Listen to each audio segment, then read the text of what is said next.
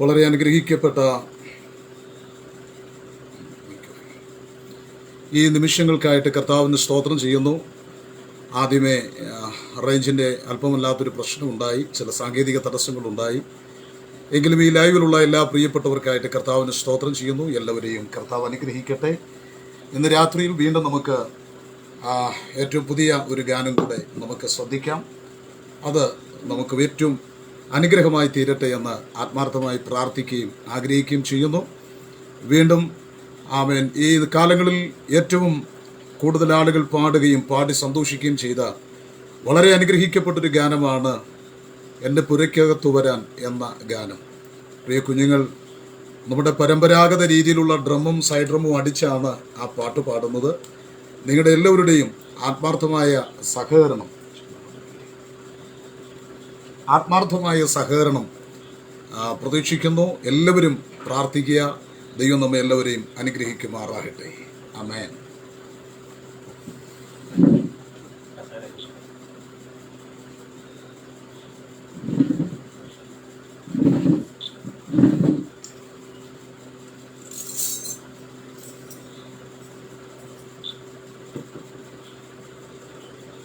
എന്റെ പുരയ്ക്കകത്തു വരാൻ ഞാൻ പോരാത്തവനാണേ. എന്റെ കൂടെ നിൽക്കാൻ ഞാൻ പോരാത്തവനാണേ. എന്റെ പുരയ്ക്കകത്തു വരാൻ ഞാൻ പോരാത്തവനാണേ. എന്റെ കൂടെ നിൽക്കാൻ ഞാൻ പോരാത്തവനാണേ. ഒരു പാപം മതി, എനിക്കത് മതിയേ. ഒരു പാപം മതി, എനിക്കത് മതിയേ. ഒരു പാപം മതി, എനിക്കത് മതിയേ. ഒരു പാപം മതി, എനിക്കത്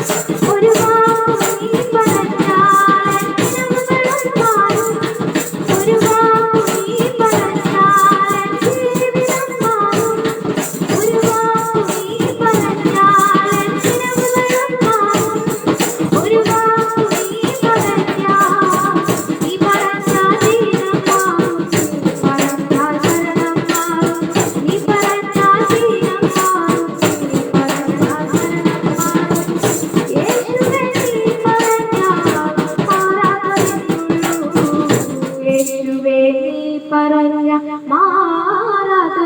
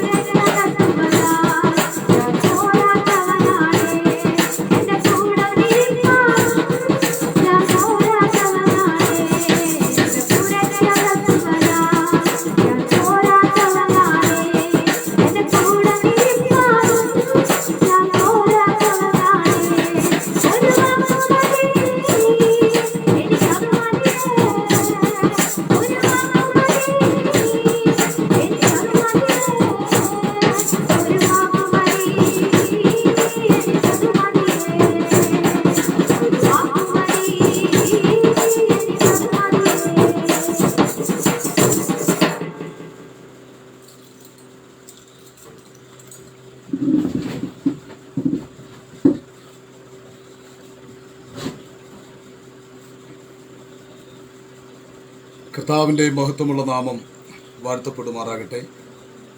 വളരെ അനുഗ്രഹിക്കപ്പെട്ട ഈ രാത്രിക്കായിട്ട് കർത്താവിന് സ്തോത്രം ചെയ്യുന്നു.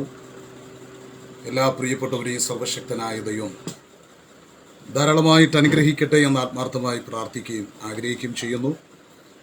അനുഗ്രഹിക്കപ്പെട്ട ഈ വാട്സപ്പ് കൂട്ടായ്മയ്ക്കായി കർത്താവിന് സ്തോത്രം ചെയ്യുന്നു. എല്ലാവരെയും ദൈവം അനുഗ്രഹിക്കട്ടെ. തുടർന്ന് അല്പസമയം ദൈവവചനത്തിൽ നിന്ന് സംസാരിപ്പാൻ ക്രിസ്തുവിൽ ശരണപ്പെടുന്നു. ഒടുവിൽ ആമേൻ ഒരു ഗാനം കൂടെ പ്രിയ കുഞ്ഞുങ്ങൾ നമ്മുടെ വാദ്യോപകരണങ്ങൾ കൊണ്ട് പരമ്പരാഗത വാദ്യോപകരണങ്ങൾ ഉപയോഗിച്ച് ആലപിക്കും.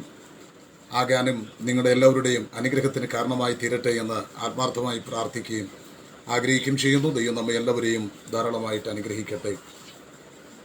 ഇന്ന് രാത്രിയിലെ അല്പസമയത്തെ ദൈവവചന ചിന്തയ്ക്കായിട്ട് ഒരു വേദഭാഗം വായിക്കുന്നു. കൊലോസ്യ ലേഖനം 1-ാം അധ്യായം അതിൻ്റെ 15-ാമത് വാക്യമാണ്. കൊലോസ്യ ലേഖനം അതിൻ്റെ 1-ാം അധ്യായം 15-ാമത് വാക്യം. അവൻ അദൃശ്യനായ ദൈവത്തിൻ്റെ പ്രതിമയും സർവസൃഷ്ടിക്കും ആദിജാതനുമാകുന്നു. സ്വർഗത്തിലുള്ളതും ഭൂമിയിലുള്ളതും ദൃശ്യമായതും അദൃശ്യമായതും സിംഹാസനങ്ങളാകട്ടെ, കർത്തൃത്വങ്ങളാകട്ടെ, വാഴ്ചകളാകട്ടെ, അധികാരങ്ങളാകട്ടെ, സകലവും അവൻ മുഖാന്തരം സൃഷ്ടിക്കപ്പെട്ടു. അവൻ മുഖാന്തരവും അവനായിട്ടും സകലവും സൃഷ്ടിക്കപ്പെട്ടിരിക്കുന്നു. സ്തോത്രം. ദൈവവചനം കേട്ടുകൊണ്ടിരിക്കുന്ന പ്രിയമുള്ളവരെ, ഇതൊരു പാൻഡമിക് സിറ്റുവേഷനാണ്. നമുക്കറിയാം ഇപ്പോഴുള്ള ഈ സാഹചര്യം വളരെ രൂക്ഷമായൊരു പ്രതിസന്ധിയിലൂടെയാണ് ലോകം കടന്നുപോയിക്കൊണ്ടിരിക്കുന്നത്. പ്രത്യേകിച്ച് നമ്മുടെ രാജ്യവും നമ്മുടെ സംസ്ഥാനമൊക്കെ വളരെ പ്രതിസന്ധിയിലൂടെ കടന്നുപോയിക്കൊണ്ടിരിക്കുന്നു. നഗ്ന നേത്രങ്ങൾക്ക് കാണാൻ കഴിയാത്ത വളരെ സൂക്ഷ്മമായ ഒരു വൈറസിൻ്റെ മുൻപിൽ ആധുനിക മനുഷ്യൻ വിറച്ചു നിൽക്കുന്ന കാഴ്ച. ലോകരാജ്യങ്ങളെല്ലാം ശവപ്പറമ്പായി മാറിയിരിക്കുന്നു. ആർക്കും ആരെയും രക്ഷിക്കാൻ കഴിയാത്ത വിധത്തിലേക്ക് സാഹചര്യങ്ങൾ മാറിക്കൊണ്ടിരിക്കുകയാണ്. ഇവിടെ നമുക്ക് സർവശക്തനായ ദൈവത്തോട് നമുക്ക് നിലവിളിക്കാം. കർത്താവേ, ഞങ്ങളുടെ പ്രാർത്ഥന കേൾക്കണമേ, ഞങ്ങളെ സഹായിപ്പാനായി ഇറങ്ങി വരണമേ, ഞങ്ങളെ രക്ഷിപ്പാനായി ഇറങ്ങി വരണമേ എന്ന് വളരെ ആത്മാർത്ഥതയോടുകൂടെ സർവശക്തനായ ദൈവത്തോട് നമുക്ക് നിലവിളിക്കാം. സ്തോത്രം. ഈ രൂക്ഷമായ പ്രതിസന്ധിയുടെ സാഹചര്യത്തിലും നമുക്ക് ആശ്വാസം പകരുന്നതും നമ്മെ നിലനിർത്തുന്നതുമെല്ലാം ദൈവത്തിൻ്റെ വചനമാണ്. ആ വചനത്തിലേക്ക് നിങ്ങളുടെ ശ്രദ്ധയെ തിരിക്കുന്നു. കൊലോസ്യ ലേഖനം അപ്പോസ്തലനായ പൗലോസ് കൊലോസ്യ സഭയ്ക്കെഴുതിയ ലേഖനമാണ്. റോമിലെ തൻ്റെ കാരാഗ്രഹവാസകാലത്ത് എഴുതപ്പെട്ട 4 ലേഖനങ്ങളിൽ 2ാമത് എഴുതിയ ലേഖനമാണ് കൊലോസ്യ ലേഖനം. 4 ലേഖനങ്ങളാണ് കാരാഗ്രഹ ലേഖനങ്ങൾ എന്നറിയപ്പെടുന്നത്. അതിലേറ്റവും അനുഗ്രഹീതമായൊരു ലേഖനമാണ് കൊലോസ്യ ലേഖനം. വാസ്തവത്തിൽ കാരാഗ്രഹത്തിനകത്ത് അടച്ചു കഴിഞ്ഞാൽ പൗലോസ് എന്ന ദൈവമനുഷ്യൻ അവിടം കൊണ്ട് അവസാനിച്ചു എന്നാണ് ചിലരൊക്കെ കരുതിയതെങ്കിൽ, ഇന്ന് രാത്രിയിൽ അവിടെ നിന്നുകൊണ്ടൊരു ചിന്ത ഞാൻ പറയാം. സ്വാതന്ത്ര്യത്തോടിരിക്കുന്ന പൗലോസിനേക്കാൾ ശക്തൻ ബന്ധനത്തിലിരിക്കുന്ന പൗലോസാണ്. സ്തോത്രം. വെല്ലുവിളികളുടെ നടുവിൽ ശക്തനാകുന്ന ഒരു ദൈവമനുഷ്യൻ, പ്രതിസന്ധികളുടെ നടുവിൽ ശക്തനാകുന്ന ഒരു ദൈവമനുഷ്യൻ. ആമേൻ. വെല്ലുവിളികളുടെ മുൻപിൽ ക്ഷീണിച്ചു പോകുന്നവനല്ല. പ്രതിസന്ധിയുടെ മുൻപിൽ ഭയാനകരമായ അന്തരീക്ഷങ്ങൾ വീശിയടിക്കുമ്പോൾ അതിൻ്റെ മുൻപിൽ അടിപതറിപ്പോകുന്ന ഒരു മനുഷ്യനല്ല. വെല്ലുവിളികൾക്ക് നടുവിലും ശക്തനായി മാറുന്നൊരു മനുഷ്യനാണ് ആമേൻ പൗലോസ്. സ്തോത്രം. നിരവധി സഭകളെക്കുറിച്ച് ചിന്താഭാരമുള്ള ദൈവമനുഷ്യൻ റോമിലെ കാരാഗ്രഹവാസകാലത്ത് ഈ ലേഖനം എഴുതുമ്പോൾ കൊലോസിയ ചരിത്രത്തെക്കുറിച്ച്, കൊലോസിയ പട്ടണത്തിൻ്റെ ചരിത്രമൊന്നും ഞാൻ അവിടേക്കൊന്നും പോകുന്നില്ല. നിരവധി വൈവിധ്യങ്ങളും നിരവധി സംസ്കാരങ്ങളും ഒക്കെയുള്ള കൊലോസിയ പട്ടണം, പ്രത്യേകിച്ച് ലവോദിക്ക, ഹീറോപോലിസ് എന്നീ 3 പട്ടണങ്ങളുമായി ബന്ധപ്പെട്ട് കിടക്കുന്ന നിരവധി വൈവിധ്യങ്ങളുടെയും സംസ്കാരങ്ങളുടെയും ഒക്കെ കാര്യങ്ങൾ അക്കമിട്ട് നിരത്തിവെക്കാൻ ഈ കൊലോസിയ സഭയെ സംബന്ധിച്ചുണ്ട്, കൊലോസിയ പട്ടണത്തെ സംബന്ധിച്ചുണ്ട്. ഇവിടെ അനുഗ്രഹിക്കപ്പെട്ടൊരു സഭ സ്ഥാപിക്കപ്പെട്ടിരിക്കുന്നു. ഈ സഭ സ്ഥാപിച്ചത് പൗലോസ് അല്ല, എപ്പഫ്രാസ് എന്ന് പറയുന്ന ഒരു വ്യക്തിയാണ്.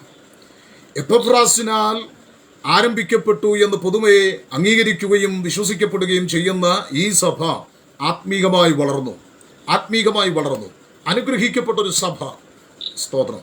പക്ഷേ ആദിമ കാലഘട്ടങ്ങളിൽ സഭ നേരിട്ടുകൊണ്ടിരുന്ന പ്രശ്നം ദുരുപദേശങ്ങളുടെ വ്യാപകമായ ഇടപെടലുകളാണ്.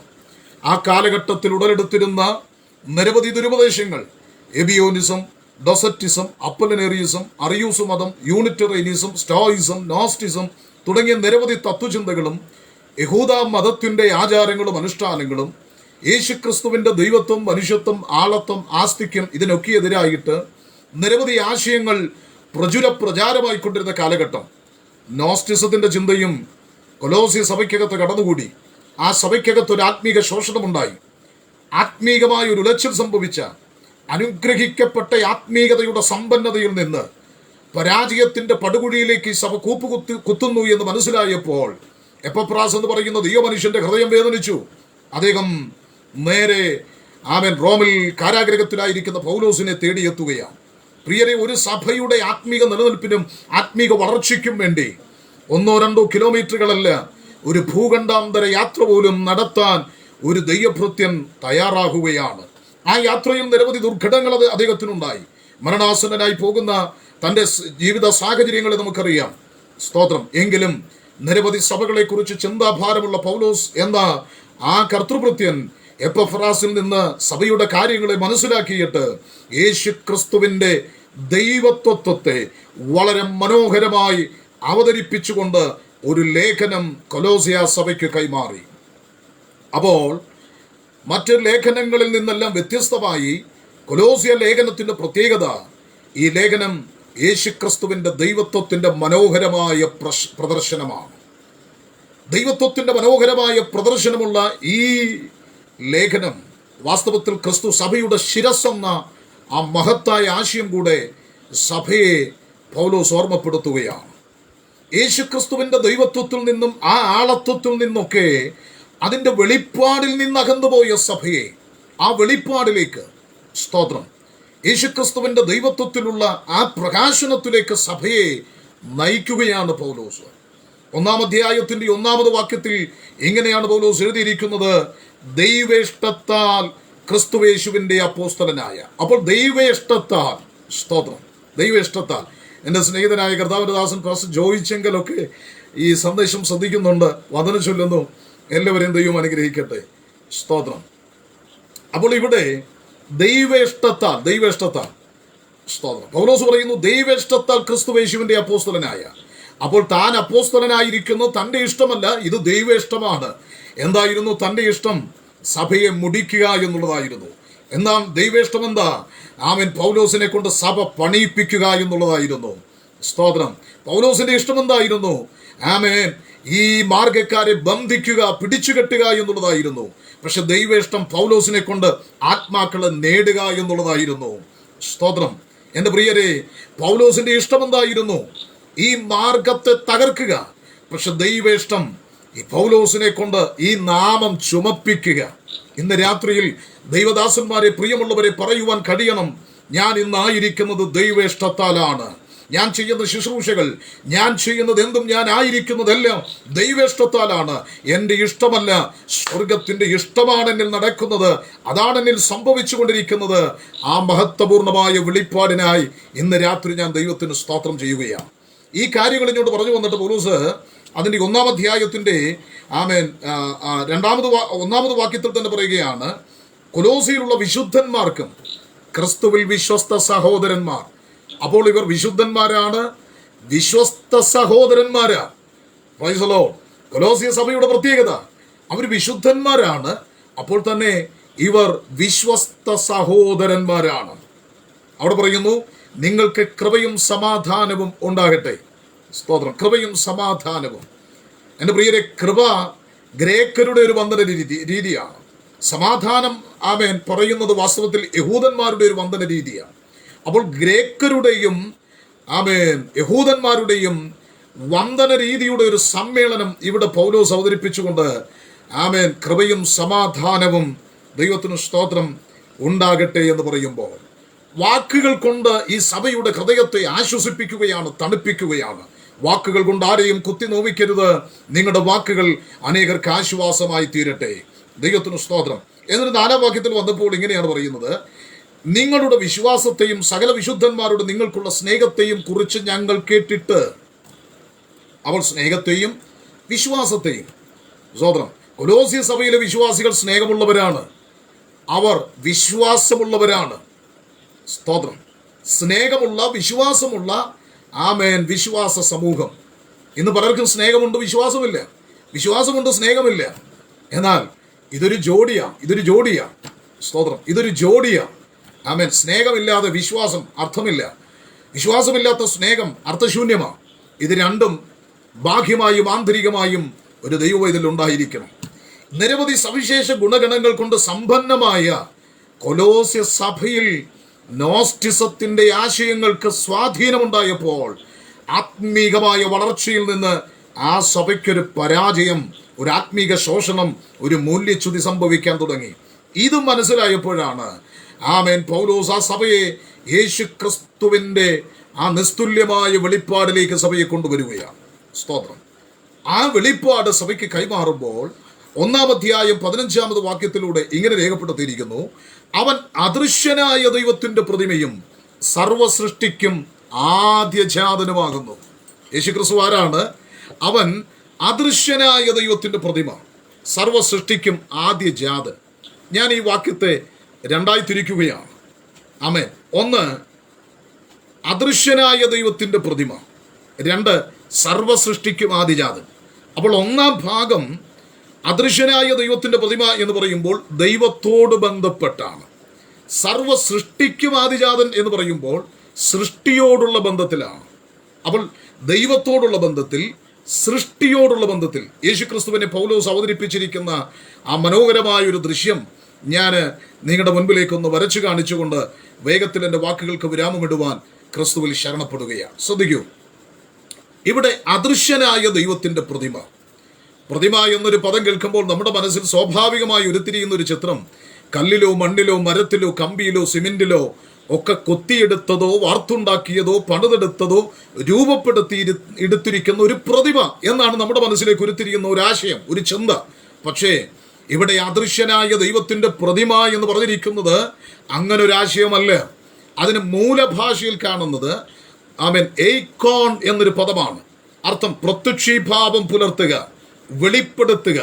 അപ്പോൾ തനതായ ആമേൻ ഈ പദത്തിന്റെ അർത്ഥം, അദൃശ്യനായ ദൈവത്തിന്റെ പ്രതിമ എന്ന പദത്തിന്റെ അർത്ഥം ഇതാണ്: ദൈവത്തോട് സമത്വമാണ്. Price the Lord. ഇന്ന് രാത്രിയിൽ ഞാൻ പ്രസംഗിക്കുന്ന ഏകരക്ഷിതാവും ലോകരക്ഷിതാവുമായ സാക്ഷാൽ യേശുക്രിസ്തു ദൈവത്തോട് സമത്വമുള്ളവനാണ്. സാമ്യം എന്നൊരു പദത്തോട് എനിക്ക് താല്പര്യമില്ല. അങ്ങനെ ഒരു പദത്തോട് ഞാൻ വ്യക്തിപരമായിട്ട് യോജിക്കുന്നില്ല. സാമ്യമല്ല, സമത്വമാണ്. എന്താ ഈ സമത്വം എന്ന് പറയാൻ കാരണം? സ്തോത്രം. സാമ്യം എന്തുകൊണ്ട് ഞാൻ യോജിക്കുന്നില്ല എന്ന് പറയാം. ആമേൻ. എന്നെ പോലെ ഇരിക്കുന്ന ധാരാളം ആളുകളുണ്ട്. രൂപാകൃതി കൊണ്ടോ ആകാരഭാഷ കൊണ്ടോ ശബ്ദം കൊണ്ടോ ഒക്കെ ആമേൻ എന്നെ പോലെ ഇരിക്കുന്ന ധാരാളം ആളുകളുണ്ട്. നിങ്ങളെപ്പോലെ ഈ സന്ദേശം കേൾക്കുന്ന ജോൺസൺ മാത്യു പാസ്റ്ററെ പോലെയോ രാജേഷ് പാസ്റ്ററെ പോലെയൊക്കെ അല്ലെങ്കിൽ സിബി പാസ്റ്ററെ പോലെയൊക്കെ ഇരിക്കുന്ന ധാരാളം ആളുകളുണ്ട്. സ്തോത്രം. പക്ഷേ അവരൊന്നും നമ്മളല്ല. ആമേൻ. അജി ഐസക് എന്ന വ്യക്തി ഞാൻ മാത്രമേ ഉള്ളൂ. സിബി ജോൺ പാസ്റ്റർ മാത്രമേ ഉള്ളൂ. രാജേഷ് പാസ്റ്റർ മാത്രമേ ഉള്ളൂ. ജോൺസൺ പാസ്റ്റർ മാത്രമേ ഉള്ളൂ. ഫേലിക്സ് ബ്രദർ മാത്രമേ ഉള്ളൂ. സ്തോത്രം. നിങ്ങളെ പോലെ ഇരിക്കുന്നവരുണ്ടാകാം, പക്ഷേ അവരൊന്നും നിങ്ങളല്ല. Price the Lord. നിങ്ങളല്ല. പിന്നെയോ ഇന്ന് രാത്രി ശ്രദ്ധിക്കുക, ഞാൻ മാത്രമേ ഉള്ളൂ. ഇതുപോലെ ദൈവത്തോട് സമത്വം എന്ന് പറഞ്ഞാൽ ദൈവത്തിന് സ്തോത്രം. ദൈവത്തോട് സമത്വം എന്ന് പറഞ്ഞാൽ ആ ദൈവം ആരോ ആ ദൈവം തന്നെയാണ് യേശുക്രിസ്തു. ദൈവം ആരോ ആ ദൈവമാണ് യേശുക്രിസ്തു. എത്ര പേർക്ക് മനസ്സിലാകുന്നുണ്ട്? ദൈവത്തോട് സാമ്യമല്ല, ദൈവങ്ങളിൽ ഒരു ദൈവമല്ല, ദൈവത്തോട് സാമ്യമൊന്നുമല്ല. പിന്നെയോ ആ ദൈവം ആരോ ആ ദൈവം തന്നെയാണ് യേശുക്രിസ്തു. അഥവാ ഏക ദൈവമാണ് യേശുക്രിസ്തു, ഏക രക്ഷിതാവാണ് യേശുക്രിസ്തു, ഏക ദൈവമാണ്, ഏക രക്ഷിതാവാണ് സാക്ഷാൽ യേശുക്രിസ്തു. അതാണ് അദൃശ്യനായ ദൈവത്തിന്റെ പ്രതിമ എന്നവിടെ വെളിപ്പെടുത്തിയിരിക്കുന്നു. പ്രിയരെ, അദൃശ്യനായ ഈ ദൈവത്തെ ആരെങ്കിലും കണ്ടിട്ടുണ്ടോ? പഴയ നിയമത്തിൽ ആമേൻ ഇസ്രായേലിന്റെ വിമോചക നായകൻ, തലയെടുപ്പുള്ള ഒരു മനുഷ്യനാണ് ആമേൻ മോശ കണ്ടിട്ടുണ്ടോ? പൂർണ്ണമായി നമുക്ക് പറയാം, പൂർണ്ണമായി കണ്ടിട്ടില്ല. ദൈവത്തിന് സ്തോത്രം. രാജകീയ ബന്ധങ്ങളോ കുടുംബത്തിന്റെ അഡ്രസ്സോ ഒന്നുമില്ലാതെ തിഷ്ബിയ എന്നൊരു ദേശത്തിന്റെ അഡ്രസ്സിൽ കയറി വന്ന് ആമേൻ ഇസ്രായേലിനെ വിറപ്പിച്ച ആഹാബിന്റെ കൊട്ടാരത്തെ കിടിലം കൊള്ളിച്ച ശക്തനായ ഒരു പ്രവാചകനായിരുന്നു ആമേൻ ഏലിയാവെന്ന പ്രവാചകൻ. അദ്ദേഹം ഈ ദൈവത്തെ കണ്ടിട്ടുണ്ടോ? നമുക്ക് പറയാൻ കഴിയും, പൂർണ്ണമായി കണ്ടിട്ടില്ല. ആമേൻ. അബ്രഹാമിന്റെ സ്നേഹിതൻ തമ്പുരാൻ തന്നെ പറഞ്ഞിരിക്കുന്നു. പക്ഷേ ഈ അബ്രഹാം ദൈവത്തെ കണ്ടിട്ടുണ്ടോ? പൂർണ്ണമായി നമുക്ക് പറയാൻ സാധിക്കും, ഇല്ല. അപ്പോൾ ഈ ദൈവത്തെ ആരും ഒരു നാളും കണ്ടിട്ടില്ലെങ്കിൽ ആ ദൈവത്തെ വെളിപ്പെടുത്തിയതാണ് പുത്രനായ ക്രിസ്തു. അതാണ് യോഹന്നാന്റെ സുവിശേഷം 1-18 വെളിപ്പെടുത്തുന്നത്. ആമേൻ. ദൈവത്തെ ആരും ഒരു നാളും ഇന്നുവരെയും കണ്ടിട്ടില്ല. എന്നാൽ ആ ദൈവത്തെ വെളിപ്പെടുത്തിയത് സാക്ഷാൽ യേശു ക്രിസ്തുവാണ്. അതിന്റെ കാരണം യേശു ക്രിസ്തു മാത്രമാണ് ആ ദൈവം. ഹല്ലേലൂയ. Price the Lord. എൻ്റെ പ്രിയരെ, വചനമെന്താ ഇങ്ങനെ പറയുന്നു? യോഹന്നാന്റെ സുവിശേഷം 14:9 പറയുന്നു, ആമേൻ, എന്നെ കണ്ടവൻ പിതാവിനെ കണ്ടിരിക്കുന്നു. 2 കൊരിന്ത്യർ ലേഖനം 4-6 ഇങ്ങനെയാണ് കാണുന്നത്. ക്രിസ്തുവിന്റെ മുഖത്ത് ദൈവത്തിന്റെ തേജസ്സാണ് വിളങ്ങുന്നത്. അപ്പോൾ യേശു ക്രിസ്തു ആ ഏക ദൈവമാണ്. Price the Lord. അതാണ് അദൃശ്യനായ ദൈവത്തിന്റെ പ്രതിമ. ആമേൻ. ഒരുപാട് വിശദീകരിക്കാൻ എൻ്റെ മുൻപിൽ സമയമില്ല. ആമേൻ. ഈ ദൈവം നമ്മോടുള്ള ബന്ധത്തിൽ അവൻ നമുക്ക് ആരാണ്? സ്തോത്രം. അവൻ നമുക്ക് വീണ്ടെടുപ്പുകാരനാണ്. വീണ്ടെടുപ്പുകാരൻ. സ്തോത്രം. കാൽവറിയുടെ കൊലമരത്തിൽ നമ്മുടെ വീണ്ടെടുപ്പിന്റെ വില അവൻ കെട്ടിവെച്ചു. നിർദോഷവും നിഷ്കളങ്കവുമായ അവന്റെ വിലയേറിയ രക്തം. ആ രക്തം കൊണ്ട് നമ്മെ വീണ്ടെടുത്തു. പാപത്തിന്റെ ചങ്ങലകളെ പൊട്ടിച്ചു നമ്മെ സ്വതന്ത്രരാക്കി. അവൻ നമുക്ക് വീണ്ടെടുപ്പുകാരനാണ്. ഹല്ലേലൂയ. 2, അവൻ ശരീരത്തിന്റെ ശിരസ്സാണ്. കൊലോസ്യ ലേഖനം 2-19 കാണുന്നു, അവൻ ശരീരത്തിന്റെ ശിരസ്സാണ് എന്ന് പറഞ്ഞാൽ സഭയുടെ ശിരസ്സാണ്. ശിരസും ശരീരവും ജീവൽ ബന്ധത്തെ കാണിക്കുന്നതാണ്. ശിരസില്ലാതെ ശരീരം നിർജീവമാണ്. ഞാൻ വാക്യങ്ങൾ വായിക്കുന്നില്ല. സ്തോത്രം. ഈ ശിരസിൽ നിന്നാണ് നിർദ്ദേശങ്ങൾ ശരീരത്തിന്റെ അവയവ വ്യവസ്ഥിതികളിലേക്ക് പാസ് ചെയ്യപ്പെടുന്നത്. സഭയുടെ ശിരസ് ക്രിസ്തുവാണെങ്കിൽ ആ ക്രിസ്തുവിന്റെ ഉപദേശങ്ങൾ, നിർദ്ദേശങ്ങൾ അനുസരിക്കുവാൻ നാം ബാധ്യസ്ഥരാണ്. ശിരസ് പറയുന്നതാണ് ശരീരം മുഴുവനും അനുസരിക്കുന്നത്, അവയവങ്ങൾ മുഴുവനും അനുസരിക്കുന്നത്. ഞാൻ പറയുന്നത് മനസ്സിലാകുന്നുണ്ടോ? നാമൊക്കെ അവന്റെ സഭയാം ശരീരത്തിന്റെ അവയവങ്ങളാണെങ്കിൽ ക്രിസ്തു പറയുന്നത് എന്തോ അനുസരിക്കുവാൻ നാം ബാധ്യസ്ഥരാണ്. ഇന്ന് രാത്രിയിൽ അത് മനസ്സിലാകുന്നവർക്കായി ഞാൻ ദൈവത്തിന് സ്തോത്രം ചെയ്യുകയാണ്. അപ്പോൾ അവൻ ശരീരത്തിന്റെ ശിരസാണ്. 3, അവൻ പ്രത്യാശ പുരുഷനാണ്. കൊലോസ്യ ലേഖനം 1-27 ആമേൻ. നാം അവിടെ ഇങ്ങനെ കാണുന്നു, മഹത്വത്തിന്റെ പ്രത്യാശയായ ക്രിസ്തു നമ്മിൽ വസിക്കുന്നു. അവൻ പ്രത്യാശ പുരുഷനാണ്. ഈ ദൈവം അഥവാ ഈ ക്രിസ്തു നമ്മോടുള്ള ബന്ധത്തിൽ നമുക്കവൻ പ്രത്യാശ പുരുഷനാണ്. എൻ്റെ പ്രിയരെ, അനധിവിദൂര ഭാവിയിൽ എന്ന് പറയുന്നത് ഞാൻ നിർത്തി. ആമേൻ. അങ്ങനെ ഒരു പദത്തെ മാറ്റി നിർത്തിയിട്ട് ആമേൻ, ഇതാ വേഗത്തിൽ യേശു ക്രിസ്തു വരാൻ പോവുകയാണ്. കാലമധികമില്ല, സമയമധികമില്ല. യേശു വരാറായി. കാഹളം മുഴങ്ങാൻ സമയമായി. എന്നെ കേട്ടുകൊണ്ടിരിക്കുന്ന ദൈവമക്കൾ ഒരുങ്ങിയിട്ടുണ്ടോ? ദൈവത്തോടുള്ള ബന്ധത്തിൽ അവൻ ദൈവമാണ്, ഏക ദൈവമാണ്. 2, സൃഷ്ടിയോടുള്ള ബന്ധത്തിൽ യേശു ക്രിസ്തു ആരാണ്? ദൈവത്തിന് സ്തോത്രം. 1-15 നാം കാണുന്നു, സർവ്വ സൃഷ്ടിക്കും ആദ്യജാതൻ. ആദിജാതൻ എന്നുള്ളത് ആദ്യം ജനിച്ചു എന്നൊരർത്ഥമല്ല. ഏകജാതൻ, ആദിജാതൻ എന്നീ പദങ്ങൾ നമ്മൾ കാണുന്നുണ്ട്. ഇവിടെ ക്രിസ്തുവിനെ സംബന്ധിച്ച് ആദിജാതൻ എന്ന് പറയുന്നത് ആദ്യം ജനിച്ചു എന്നൊരർത്ഥമോ ആശയമോ അല്ല. പിന്നെ അതിന് മൂലഭാഷയിൽ കാണുന്നത് പ്രോട്ടോട്ടോക്കോസ് എന്നൊരു പദമാണ്. എന്ന് പറഞ്ഞാൽ സകലത്തിനു മുൻപേ ഉള്ളവൻ. ആമേൻ. Without a beginning, preexistence, പൂർവാസ്തിക്യമുള്ളവൻ. ഇന്ന് രാത്രി ഞാൻ പ്രസംഗിക്കുന്ന യേശു ക്രിസ്തു സൃഷ്ടിയോടുള്ള ബന്ധത്തിൽ സകലത്തിന് മുൻപേ ഉള്ളവൻ. അർത്ഥാൽ അവൻ സൃഷ്ടാവാണ്. ഹല്ലേലൂയ. സൃഷ്ടിയോടുള്ള ബന്ധത്തിൽ യേശു ക്രിസ്തു സൃഷ്ടാവാണ്. അവൻ സൃഷ്ടാവായ ദൈവമാണ്. ഹല്ലേലൂയ. എഫേസ്യ ലേഖനം 2-10 ക്രിസ്തുവേശുവിൽ സൃഷ്ടിക്കപ്പെട്ടിരിക്കുന്നവരാകുന്നു. കണ്ടോ? ക്രിസ്തുവേശുവിൽ സൃഷ്ടിക്കപ്പെട്ടിരിക്കുന്നവരാകുന്നു.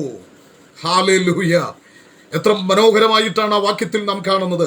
യെരമ്യാ പ്രവചനം 10-ാം അധ്യായം 12-ാമത് വാക്യം, അവൻ തന്റെ ശക്തിയാൽ ഭൂമിയെ സൃഷ്ടിച്ചു, തന്റെ ജ്ഞാനത്താൽ ഭൂമണ്ഡലത്തെ സ്ഥാപിച്ചു, തന്റെ വിവേകത്താൽ ആകാശത്തെ വിരിച്ചു. Price the Lord. സൃഷ്ടിയോടുള്ള ബന്ധത്തിൽ നമ്മുടെ ആരാധ്യൻ, നമ്മുടെ വീണ്ടെടുപ്പുകാരൻ, നമ്മുടെ പ്രത്യാശ പുരുഷൻ, അവൻ സൃഷ്ടാവായ ദൈവമാണ്. കർത്തൃത്വങ്ങളാകട്ടെ, വാഴ്ചകളാകട്ടെ, അധികാരങ്ങളാകട്ടെ, സിംഹാസനങ്ങളാകട്ടെ, സകലവും അവൻ മുഖാന്തരവും അവനായിട്ടും ഉളവാക്കപ്പെട്ടിരിക്കുന്നു. ഇന്ന് രാത്രിയിൽ ഊഹാഭോഗങ്ങളുടെ ദൈവത്തെ ആരാധിക്കാൻ ഇറങ്ങിയവരല്ല നമ്മൾ.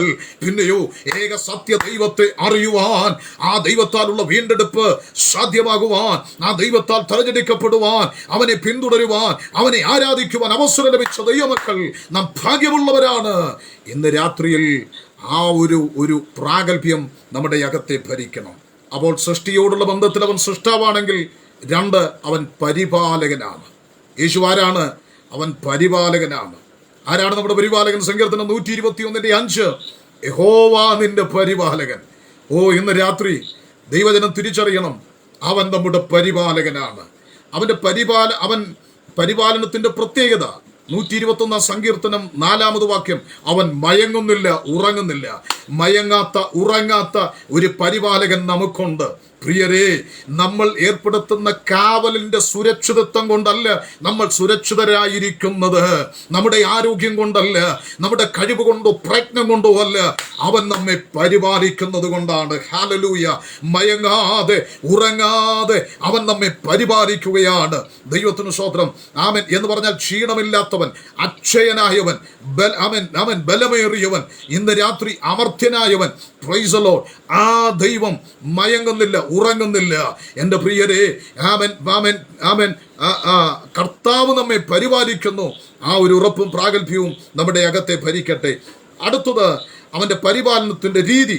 72-ാം സങ്കീർത്തനം 2-ാമത് വാക്യം, അവൻ ജനത്തെ നീതിയോടും എളിയവരെ ന്യായത്തോടും കൂടെ പരിപാലിക്കും. സമയത്തിന്റെ പരിമിതി കൊണ്ട് ഞാനിങ്ങനെ വേഗത്തിൽ അങ്ങ് പറഞ്ഞു വിടുകയാണ്.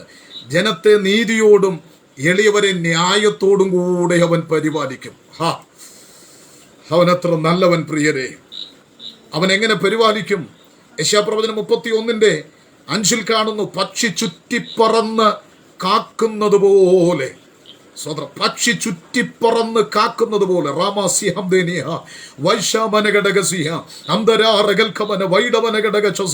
ഈ സന്ദേശം കേൾക്കുന്ന എത്ര പേർക്കുന്ന രാത്രി എന്നോടൊപ്പം ദൈവത്തെ ഒന്ന് സ്തുതിക്കാൻ കഴിയും, ദൈവത്തെ ഒന്ന് ആരാധിക്കാൻ കഴിയും? പക്ഷി ചുറ്റിപ്പറന്ന് കാക്കുന്നത് പോലെ നശിപ്പിക്കാൻ അനുവദിക്കാതെ പരിപാലിക്കുന്ന ഒരു ദൈവം. നിന്നെ നശിപ്പിച്ചു കളയാൻ, മുടിച്ചു കളയാൻ, നിന്റെ മിനിസ്ട്രിയെ, സഭയെ, ശുശ്രൂഷകളെ, നിന്റെ കുടുംബജീവിതത്തെ തകർത്തു കളയാൻ പിശാച് ശക്തമായി പോരാടിയപ്പോഴും പക്ഷി ചുറ്റിക്കാക്കുന്നത് പോലെ ചുറ്റിക്കാത്ത പരിപാലിച്ച ഒരു ദൈവം നമുക്കുണ്ട്. അവൻ നമ്മുടെ പരിപാലകനാണ്, മയങ്ങാത്ത, ഉറങ്ങാത്ത. ആ ദൈവം എത്ര നല്ലവനാണ്! ആ കർത്താവിന്റെ സ്നേഹം എത്ര വലുതാണ്! ഇന്ന് രാത്രി അവനിലേക്ക് നമ്മുടെ ഹൃദയത്തെ പകരാം. സൃഷ്ടിയോടുള്ള ബന്ധത്തിൽ അവൻ സൃഷ്ടാവാണ്, പരിപാലകനാണ്. അദൃശ്യനായ ദൈവത്തിന്റെ പ്രതിമയും സർവസൃഷ്ടിക്കും ആദിജാതനും. യെസ്, ദൈവത്തോടുള്ള ബന്ധത്തിൽ അവൻ ഏക സത്യ ദൈവം. സൃഷ്ടിയോടുള്ള ബന്ധത്തിൽ അവൻ സൃഷ്ടാവാണ്, പരിപാലകനാണ്. ഇന്ന് രാത്രിയിൽ ഈ ദൈവത്തിന്റെ സാന്നിധ്യം നമ്മുടെ മേലുണ്ട്. കൊലോസ്യ സഭയ്ക്ക് ഈ ദൈവത്വത്തിന്റെ പ്രകാശനം, ക്രിസ്തുയേശുവിൽ വിളങ്ങി നിൽക്കുന്ന ആ ദൈവത്വത്തിന്റെ പ്രകാശനം അങ്ങോട്ട് കൈമാറുമ്പോൾ ക്ഷീണിച്ചു പോയവർ ആത്മാവിൽ കരുത്തരാകുകയാണ്, അവർ ശക്തീകരിക്കപ്പെടുകയാണ്, അവർ ബലപ്പെടുകയാണ്. നിത്യതയുടെ വെളിപ്പാടിലേക്ക്, യേശു ക്രിസ്തുവിന്റെ ദൈവത്വത്തിന്റെ വെളിപ്പാടിലേക്ക് അവർ കയറി വരികയാണ്, ആത്മീക കരുത്തുള്ളവരായി മാറുകയാണ്. ഇന്ന് രാത്രിയിൽ എവിടെയെങ്കിലുമൊക്കെ ഈ പാൻഡമിക് സിറ്റുവേഷനിൽ ഒരു ആത്മീക ശോഷണം സംഭവിച്ചിട്ടുണ്ടെങ്കിൽ നമുക്ക് മടങ്ങി വരാം ആ ക്രിസ്തുവിലേക്ക്. അവനേക സത്യദൈവമാണ്. ഈ കാലഘട്ടങ്ങളിൽ ചിലർ ചോദിക്കുന്നുണ്ട്, നിന്റെ ദൈവം എവിടെ? ഈ ക്രിസ്തു ദൈവമാണോ എന്നൊക്കെ ആളുകൾ ചോദിക്കുമ്പോൾ മൗഢ്യമായ, അബദ്ധജടിലമായ ചിന്തകൾക്ക് അർഹിക്കുന്ന അവജ്ഞയോടുകൂടെ തള്ളിക്കളഞ്ഞുകൊണ്ട് ഇന്ന് രാത്രി വചനത്തിന്റെ ശക്തമായ വെളിപ്പാട് ഈ മാധ്യമത്തിലൂടെ കൈമാറുന്നു. അവനേക സത്യദൈവമാണ്. അവൻ മാത്രമാണ് രക്ഷകൻ, അവൻ മാത്രമാണ് വീണ്ടെടുപ്പുകാരൻ. ഇന്ന് രാത്രിയിൽ ആ കർത്താവിന്റെ സാന്നിധ്യം നമ്മോടുകൂടെയുണ്ട്. പ്രിയരെ, ഒരു വാക്ക് ഞാൻ നിങ്ങൾക്ക് വേണ്ടി പ്രാർത്ഥിക്കുന്നതിന് മുൻപ് ഒരു പാട്ടുകൂടെ നാം കേൾക്കാൻ പോവുകയാണ്. സ്തോത്രം. ഹല്ലേലൂയ. മാധുര്യമേറിയ വചനം. ഇന്ന് രാത്രി ആ വചനത്തെ പ്രകീർത്തിക്കുന്ന ഒരു ഗാനം കൂടെ നാം കേൾക്കാൻ പോവുകയാണ്.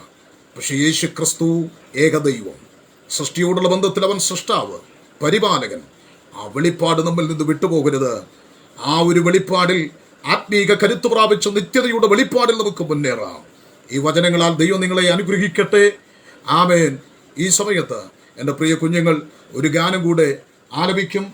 പ്രാർത്ഥനയോടുകൂടെ നമുക്ക് ആ ഗാനം കൂടെ ശ്രദ്ധിക്കാം. ദൈവം നമ്മെ എല്ലാവരെയും അനുഗ്രഹിക്കുമാറാകട്ടെ.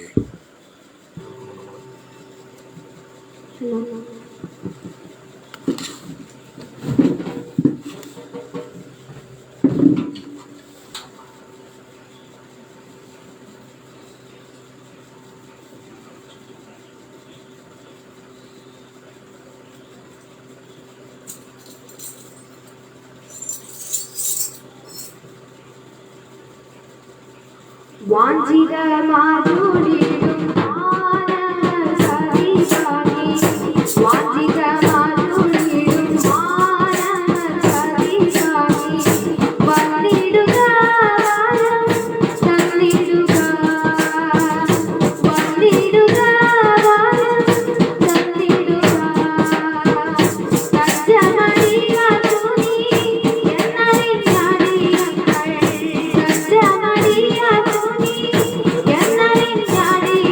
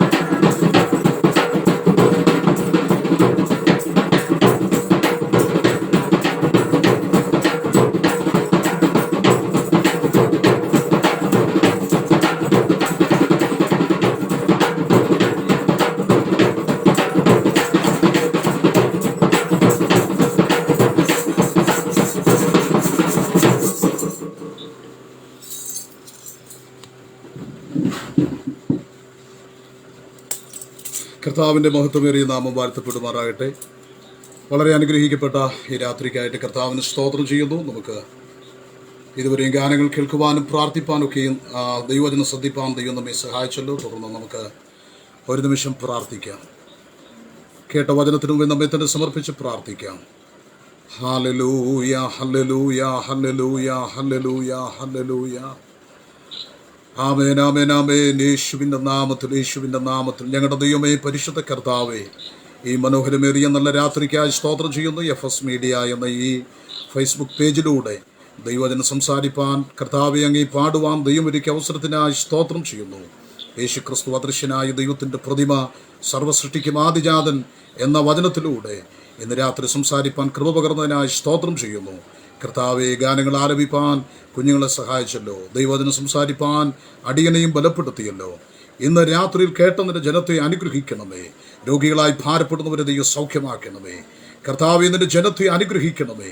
ദൈവിക വിടുതൽ ദൈവം പകരണമെന്ന് പ്രാർത്ഥിക്കുന്നു. ഞങ്ങൾ ഒരുമിച്ച് കർത്താവിൻ്റെ കരങ്ങളിലേക്ക് ഏൽപ്പിക്കുന്നു. സകല മഹത്വം അങ്ങേക്ക്, യേശു ക്രിസ്തുവിൻ അൻപുള്ള നാമത്തിൽ തന്നെ. ആമേൻ ആമേൻ. Thank you. എല്ലാവരെയും ദൈവം അനുഗ്രഹിക്കട്ടെ.